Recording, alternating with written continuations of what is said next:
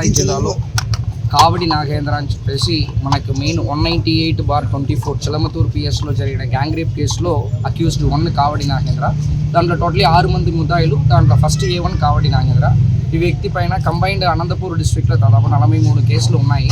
So దీని ముందు కూడా డకాయిటీ, రాబరీ కేసెస్ అన్నీ ఉన్నాయి. Remaining property offences, even Karnataka స్టేట్లో కూడా ఆల్మోస్ట్ ఒక 18 to 20 కేసెస్ ఉన్నాయి. అన్ని కలిపి దాదాపు 65 to 70 కేసు ఉంది. ఈరోజు మార్నింగ్ మనకి ఏంటంటే ఈ గ్యాంగ్ రేప్ కేసులో వాళ్ళు జైలు నుంచి బెయిల్లో వచ్చిన తర్వాత కూడా మనం మానిటరింగ్ పెట్టుకోవడం జరిగింది. బికాస్ వీళ్ళు కంటిన్యూస్గా రిపీటెడ్గా అఫెన్స్ చేస్తున్నారని చెప్పేసి మళ్ళీ 5,005/26 హిందూపూర్ 1 టౌన్లో కూడా NDPS కేసు ఒకటి రిజిస్టర్ చేయడం జరిగింది.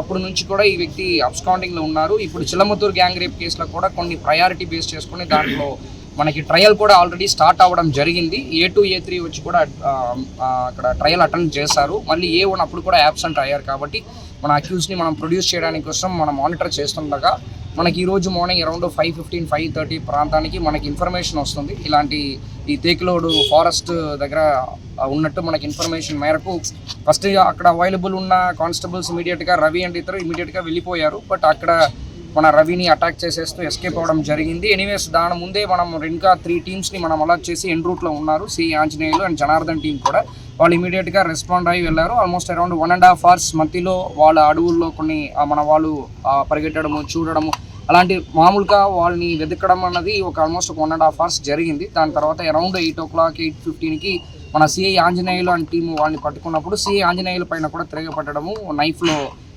వాళ్ళపైన అటాక్ చేయడం అనేది జరిగింది. తర్వాత తప్పని పరిస్థితిలో మన సిఐ ఆంజనేయులు గారు మనం ఫైర్ చేయాల్సి వచ్చింది వాళ్ళపైన. సో మనం ఒక రౌండ్ నీ పైన కొట్టి వాళ్ళని ఇక్కడ హాస్పిటల్కి తీసుకొని వచ్చి రావడం జరిగింది. సార్ ఇలా క్రిమినల్స్ అంటే ఏదైనా మనం ఏదైనా మన చట్టాన్ని ఖచ్చితంగా పాటించాలి. మన చట్టాలని మనం పోలీస్ చేతులు తీసుకోకూడదు.